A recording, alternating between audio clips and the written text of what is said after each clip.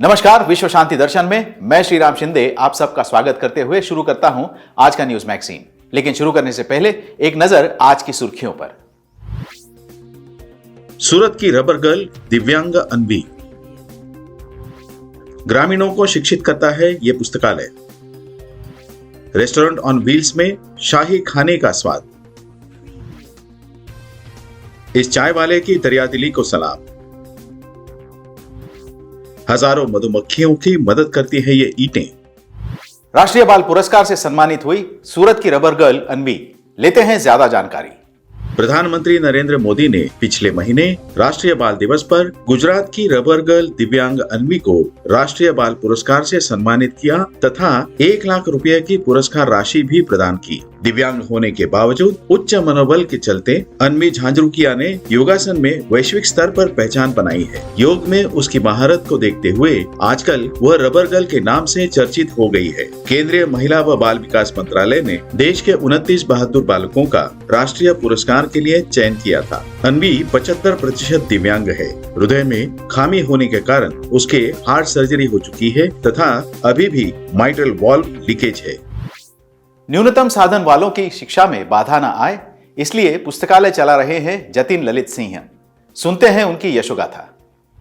शिक्षा से ही तकदीर बदली जा सकती है। इस बात को बासा गांव के जतिन ललित ने पहले तो खुद समझा और अब गांव के बच्चों को समझाने की कोशिश कर रहे हैं। इसके लिए उन्होंने साथियों से मिलकर आधुनिक पुस्तकालय की स्थापना गांव में की है। इससे कभी गांव में फालतू घूमने वाले बच्चे अब पुस्तकालय में बैठकर पढ़ाई करते हैं। बासा के निवासी जतिन नोएडा के विश्वविद्यालय में LLB के छात्र हैं। उनका शुरू से ही पढ़ाई के प्रति रुझान रहा। प्राथमिक शिक्षा के दौरान उनको किताबों की कमी महसूस होती थी। वो किसी तरह किताबों की व्यवस्था करते थे। नोएडा में दाखिले के बाद वो दिल्ली के लाइब्रेरी में भी पढ़ने के लिए जाते थे। वर्ष 2016 में वह द कंपनी लाइब्रेरी प्रोजेक्ट में पढ़ने लिखने गए। यहाँ की व्यवस्था देखकर वो बहुत ही प्रभावित हुए। उन्होंने सोचा कि ऐसा ही पुस्तकालय यदि उनके गांव में खुल जाए तो गांव के बच्चों की तकदीर बदल सकती है। जतिन ने शैक्षिक माहौल में परिवर्तन करने के लिए 1 दिसंबर 2020 में गांव में ही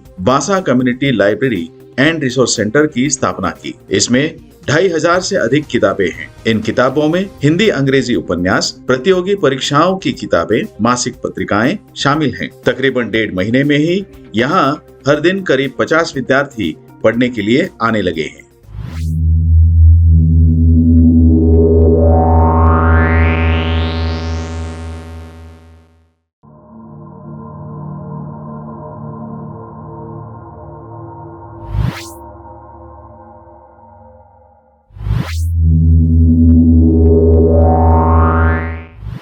नागपुर रेलवे स्टेशन के बाहर एक पुराने कोच को रेस्टोरेंट बना दिया गया है। आइए देखते हैं। सेंट्रल रेलवे के नागपुर रेलवे स्टेशन के बाहर एक पुराने कोच का इस्तेमाल करके एक रेस्टोरेंट बना दिया गया है। इस रेस्टोरेंट का नाम है रेस्टोरेंट ऑन व्हील्स। ये रेस्टोरेंट स्थानीय संस्कृति को ध्यान में रखकर बनाया गया है। रेलवे के इस पुराने कोच में मिठाई की एक रिटेलर ने ये रेस्टोरेंट खोला है। इस रेस्टोरेंट में डाइनिंग हॉल भी है जिसमें उत्तर और दक्षिण भारत के मशहूर खाने के भिन्न भिन्न प्रकार मौजूद हैं।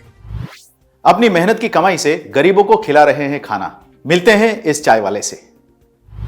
आपने कई अमीर लोगों को गरीबों की मदद करते देखा होगा, लेकिन ये शख्स चाय बेचकर गरीबों की मदद करता है। भले ही खुद की आर्थिक स्थिति बहुत अच्छी नहीं है, फिर भी अपनी मेहनत के रुपयों से ये गरीबों को चाय नाश्ता करवाते हैं, जरूरतमंदों को कंबल बांटते हैं और ठंड से बचाने के लिए अलाव भी जलाते हैं। ये शख्स बिहार के गया जिले के रहने वाले हैं और इनका नाम है संजय चंद्रवंशी। वे इस साल ही नहीं बल्कि पिछले कई सालों से गरीबों की सेवा कर रहे हैं। हाल ही में उन्होंने अपनी आमदनी से गरीबों के लिए 200 कंबल खरीदे और बांट दिए। संजय की आर्थिक स्थिति बहुत अच्छी न होने के बावजूद वो रोजाना 20 से 25 या इससे अधिक संख्या में गरीबों को भोजन कराते हैं। इसके अलावा वे सुबह ठेले पर मौजूद गरीबों को चाय और बिस्कुट भी देते हैं। गरीबों की सेवा अब संजय का जुनून बन गया है। संजय जैसे लोग इन गरीबों की मदद करने के लिए प्रेरणादायी काम कर रहे हैं।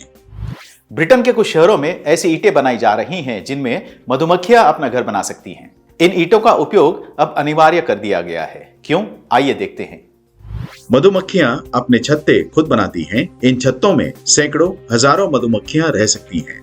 लेकिन वह मधुमक्खियां कहाँ जाती हैं जो अकेले होती हैं? जी हाँ, ब्रिटेन में ज्यादातर मधुमक्खियां अकेले रहती हैं। उनके छत्ते नहीं होते। वातावरण में पाए जाने वाले छोटे छोटे बिलों में वो अपने घर बनाती हैं। ब्रिटेन के कुछ शहरों में अब ये अनिवार्य घोषित कर दिया गया है कि कोई भी इमारत खड़ी करते समय उसमें मधुमक्खियों को अपना घर बनाने के लिए जगह छोड़ी जाए। इस काम को आसान बनाने के लिए ब्रिटेन के बाजारों में खास किस्म की ईंटें उपलब्ध कराई गई हैं, जिनमें छोटे छोटे छेद होते हैं और इनमें मधुमक्खियां आसानी से घर बना सकती हैं। आजकल ब्रिटेन के इन शहरों में बनने वाली हर नई इमारत में मधुमक्खियों के लिए बनी इन ईंटों का इस्तेमाल किया जाता है। यह बिल्कुल छोटी और आसान बात है, लेकिन मधुमक्खियों के लिए यह बेहद आवश्यक और महत्वपूर्ण बात है। इसी के साथ आज का ये न्यूज मैगजीन यहीं पर समाप्त करते हैं। देखते रहिए विश्व शांति दर्शन। धन्यवाद।